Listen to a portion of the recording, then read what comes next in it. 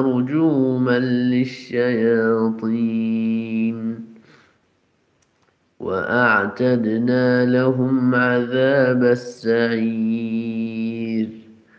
وللذين كفروا بربهم عذاب جهنم وبئس المصير إذا ألقوا فيها سمعوا لها شهيقا وهي تفور تكاد تميز من الغيظ كلما ألقي فيها فوج سألهم خزنتها ألم يأتكم نذير قالوا بلى قد جاءنا نذير فكذبنا وقلنا ما نزل الله من شيء إن أنتم إلا في ضلال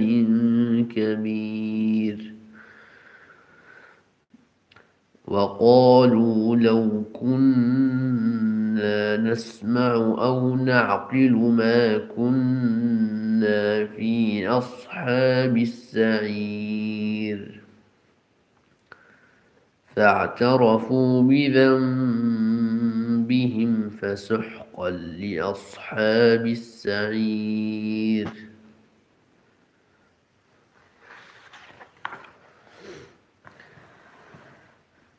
إن الذين يخشون ربهم بالغيب لهم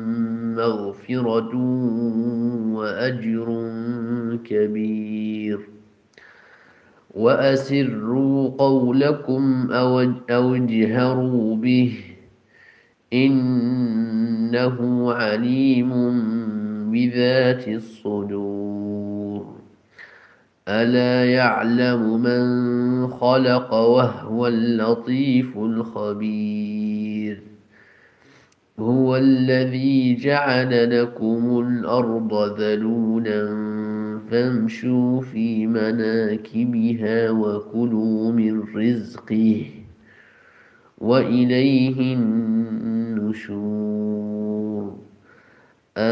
آمنتم من في السماء أن يرسل عليكم حاصبا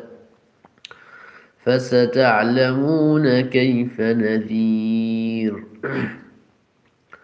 ولقد كذب الذين من قبلهم فكيف كان نكير أولم يروا إلى الطير فوقهم صافات ويقبضن ما يمسكهن إلا الرحمن إنه بكل شيء بصير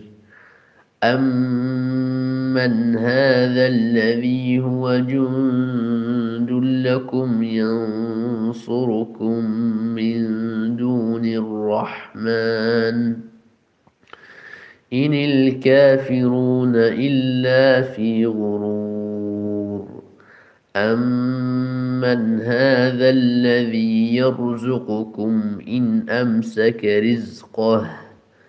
بل لجوا في عتو ونفور أمن هذا الذي يرزقكم إن أمسك رزقه بل لجوا في عتو ونفور أفمن يمشي مكبا على وجهه أهدى أمن يمشي سويا على صراط مستقيم